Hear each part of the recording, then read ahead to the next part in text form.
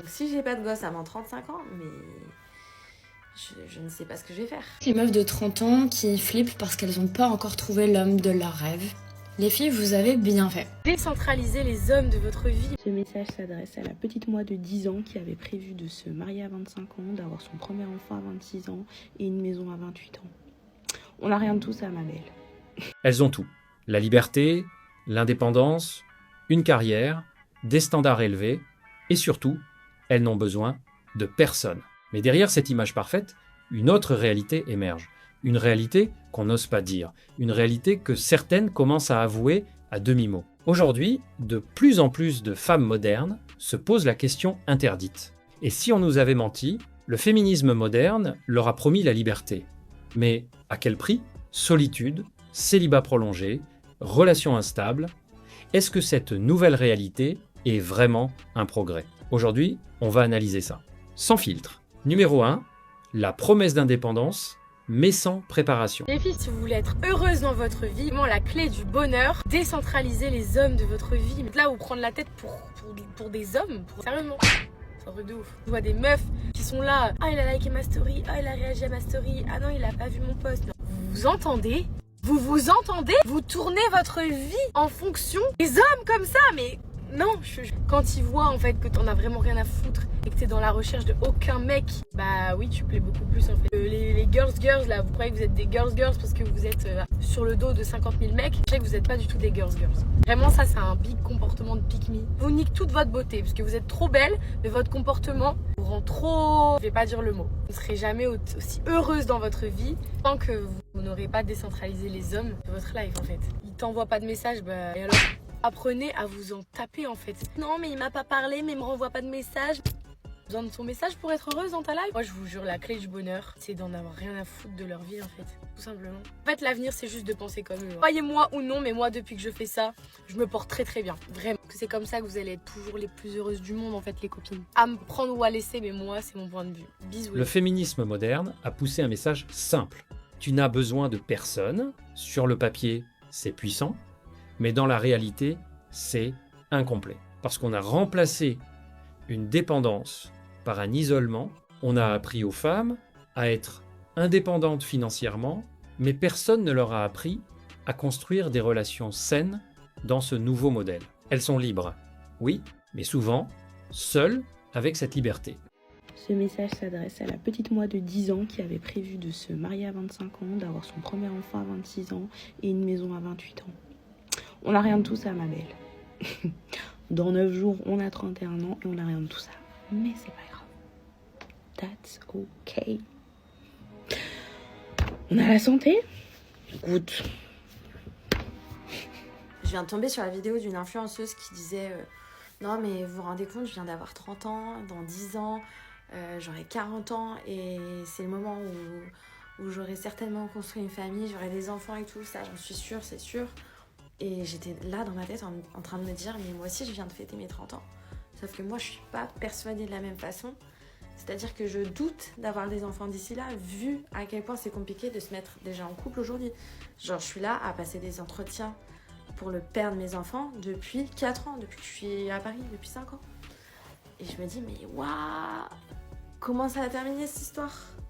Parce que là, les seules relations que j'ai réussi à avoir, ça ne tenait pas plus de 3-4 mois. Période d'essai non aboutie. J'ai dû avoir ça une fois par an. Pas plus. Enfin, je sais pas, aujourd'hui, les mecs ne veulent pas se poser, c'est pas nouveau. Y a toujours un truc. Donc, je sais pas, je commence à me poser des questions, là. Est-ce que ça va être possible de féconder ? Parce que là, nous, on a une horloge biologique, en fait, à partir de 30 ans qui tourne. Donc, si j'ai pas de gosse avant 35 ans, mais je ne sais pas ce que je vais faire. Va falloir penser à congeler ses ovules, les filles. Est-ce que vous êtes dans le même cas que moi ou je suis la seule à stresser ? Numéro 2, la déconstruction du couple sans alternative. Je voulais faire une vidéo sur toutes les meufs de 30 ans qui flippent parce qu'elles n'ont pas encore trouvé l'homme de leurs rêves. Les filles, vous avez bien fait. Vous avez bien fait parce que si vous étiez resté avec la personne avec laquelle vous étiez il y a quelques années, croyez-moi, vous ne seriez pas heureuse aujourd'hui. Toutes ces années en fait passées à dater des gros clochards de l'amour, à pas réaliser votre valeur, à accepter des trucs inacceptables, Merci la vie parce que elle a fait en sorte de dégager toutes les mauvaises personnes sur votre chemin pour vous permettre d'accueillir la bonne. Et la vérité, c'est que la société, elle te pousse tellement, mais tellement à te comparer à tes copines, etc., à la situation d'autres personnes, que t'as la sensation d'être en retard, mais tu n'es pas du tout en retard. En réalité, tu crées tes propres règles et tu vas pas être en couple avec quelqu'un, te marier avec quelqu'un, faire des enfants avec quelqu'un qui ne te mérite pas. Donc merci la vie que t'aies rien fait avec cette personne. Merci la vie que tu te sois jamais forcé à être en couple avec quelqu'un qui n'arrivait pas à réaliser ta valeur. Il n'y a pas d'âge, il n'y a pas de règles en fait. Et ne vous mettez pas la pression parce que vous avez un certain âge et donc du coup vous devez trouver quelqu'un, du coup vous n'êtes pas marié, du coup vous sentez comme une merde. C'est pas vrai. La vérité, c'est que la bonne personne, elle tombera au bon moment pour vous. Et franchement, vous assurez parce que grâce à ça, vous apprenez aussi à vous aimer, à poser vos limites et à être en place sans avoir besoin de quelqu'un d'extérieur. Parce que le jour où cette personne, elle tombera dans votre vie, vous saurez vraiment. Numéro 2, la déconstruction du couple sans alternative. Le couple est devenu suspect. Les compromis sont vus comme une faiblesse. Et l'homme comme un problème à gérer. Résultat ? Beaucoup de femmes ne veulent plus du modèle classique, mais n'ont aucun autre modèle viable. Elles ne veulent plus du couple d'avant, mais ne trouvent pas le couple d'aujourd'hui. Les filles qui sont célibataires et qui sont dans la trentaine, c'est quoi la raison de votre célibat? Est-ce que vous êtes juste dégoûté des relations, dégoûté des hommes peut-être? Ou est-ce que vous avez juste pas trouvé une personne qui vous correspond ou qui est assez sérieuse pour vous mettre en couple avec? Parce que j'ai l'impression qu'il y a de plus en plus de personnes qui approchent de la trentaine ou qui sont dans la trentaine, qui sont célibataires ces derniers temps. Et j'arrive pas à expliquer pourquoi. Donc dites-moi si vous êtes dans ce cas-là. Numéro 3, la charge mentale, mais mal comprise. En vrai, on parle souvent de la charge mentale des femmes et tout, machin, mais je vous promets que c'est moi qui suis la charge mentale de mon mec. Mais genre, littéralement... Et je vous donne un exemple. Genre la dernière fois, Chris était parti à un séminaire, il me semble. Enfin, c'est un truc avec son travail. Là, il était parti pour une nuit. Et genre, j'ai tellement géré. Genre les enfants propres, couchés. Je crois qu'elle était même pas 20h. Maison nickel. Genre en fait, j'ai dead ça.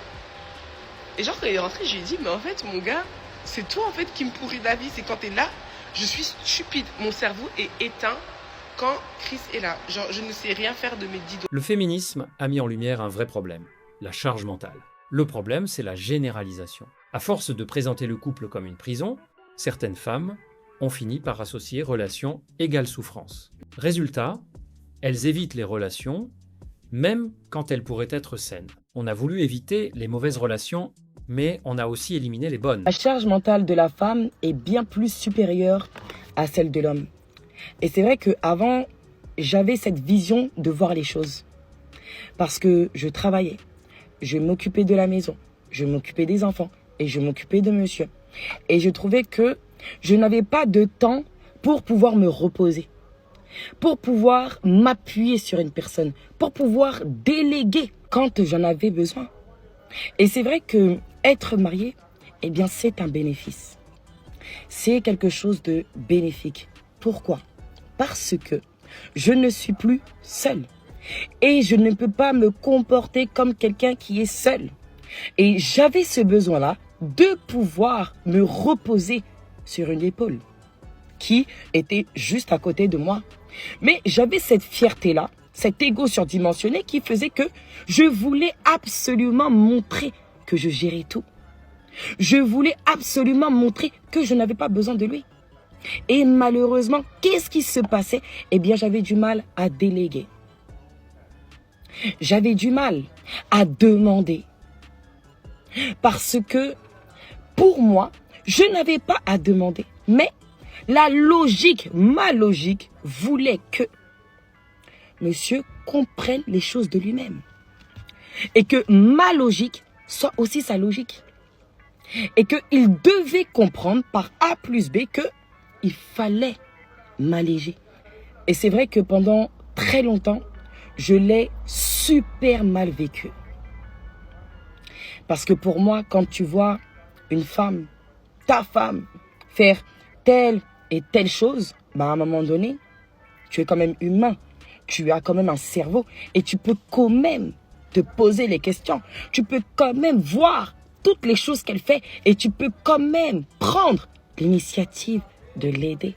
Et ouais. Et ça, je l'ai très mal vécu.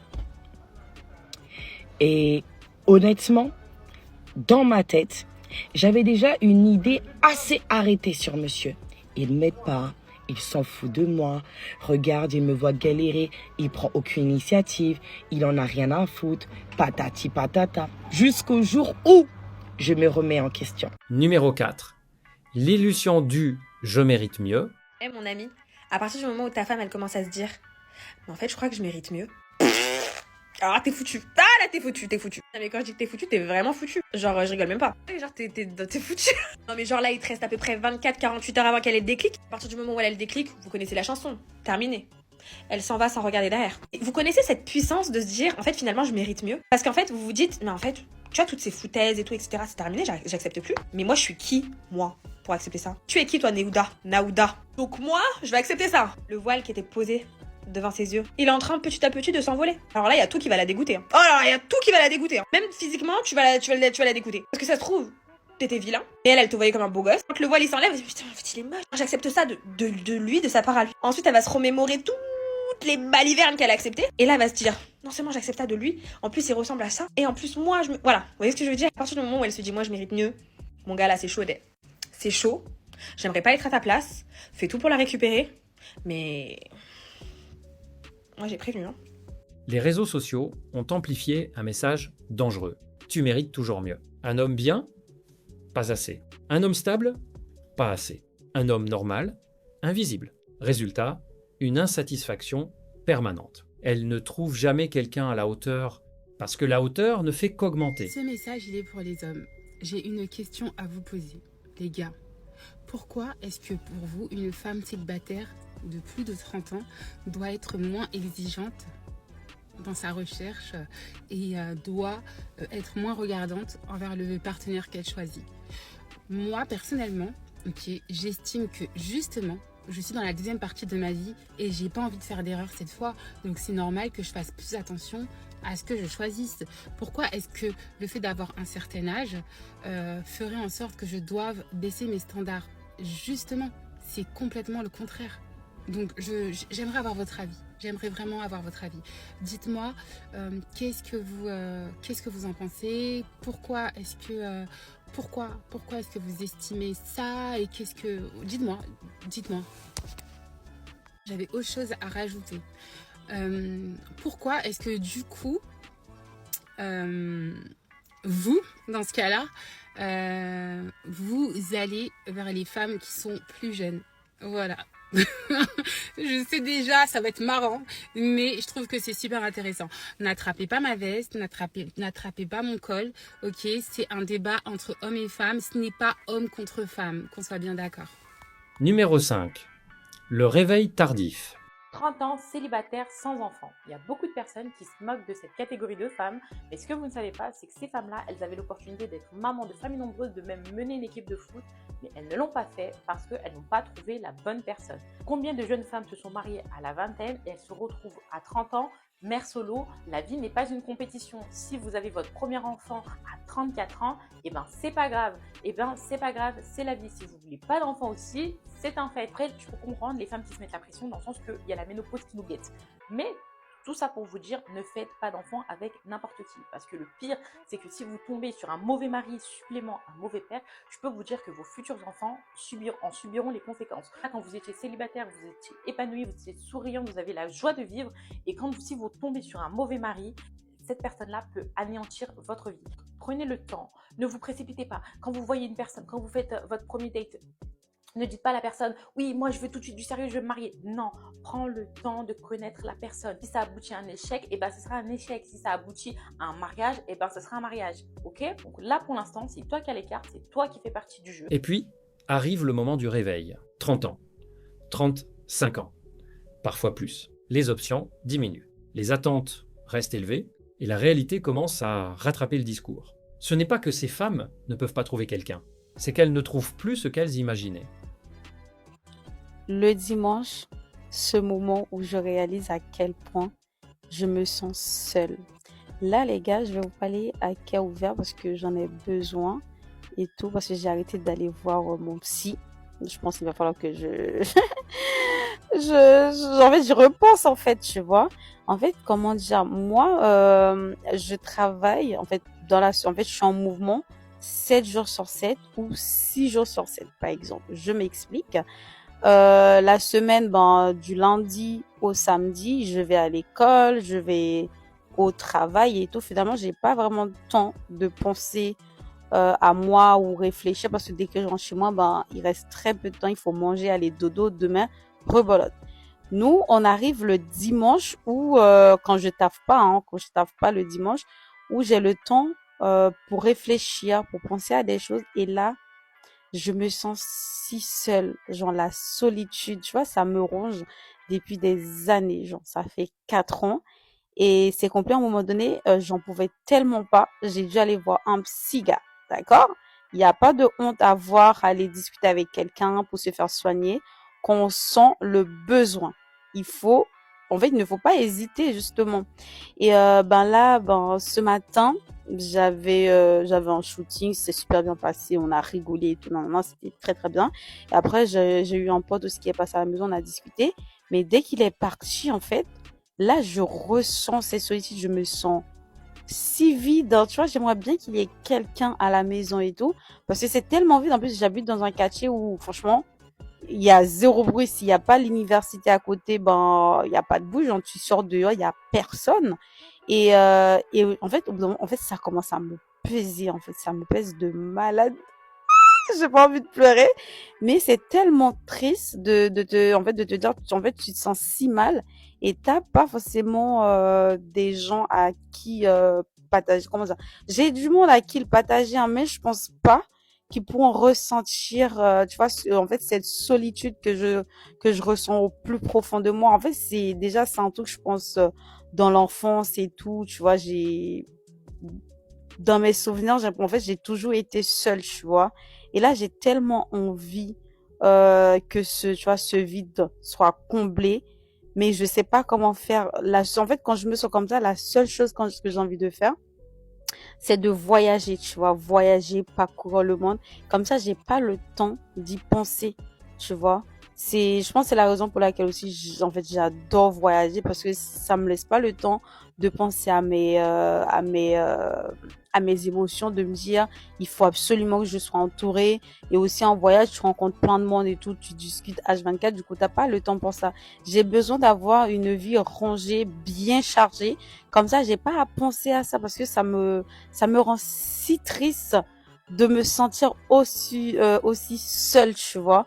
C'est une dinguerie. Genre, là, je fais une vidéo, je ne sais pas encore de combien de minutes pour vous dire à quel point je me sens seule. Genre, pour te dire, je mets une série, genre, au bout d'un moment, j'en ai marre de regarder la série, en fait, ça ne m'intéresse plus, tu vois, alors que c'est moi où je suis censée en train de réviser et tout. Mais, en fait, j'ai tellement ce vide en moi, je suis incapable de faire autre chose. J'adore le sport et tout, mais quand je suis dans cet état, j'ai même pas la force de me lever de mon lit pour y aller. D'habitude, disons en automne, ça va encore, je ressens pas ce vide. C'est plutôt vers l'hiver et tout. Mais là, genre, on est au mois de septembre, les gars, et je me sens comme ça. Ça va être comment? En hiver, en fait, j'ai tellement peur. Il va falloir que je programme des voyages, comme ça, j'ai le temps de penser à rien d'autre qu'à voyager, en fait. Voilà, je sais, une vidéo hyper longue pour vous dire ce que je ressentais, en fait. Voilà, bisous. La vérité, c'est que le problème n'est pas le féminisme en lui-même. Le problème, c'est les extrêmes. Dépendance totale, indépendance totale. Entre les deux, il y a l'équilibre. Certaines femmes sont heureuses seules, d'autres souffrent en silence. Certaines regrettent, d'autres non. Mais une chose est sûre, on ne peut pas construire une société où hommes et femmes n'ont plus besoin les uns des autres. Et toi, t'en penses quoi? Est-ce que le féminisme moderne a vraiment aidé ou est-ce qu'il a créé un nouveau problème? Si cette analyse t'a parlé, alors ne bouge pas. La vidéo qui s'affiche à l'écran en ce moment va sûrement te plaire. Clique dessus maintenant pour ne pas rater la suite. Reste lucide, on se retrouve de l'autre côté.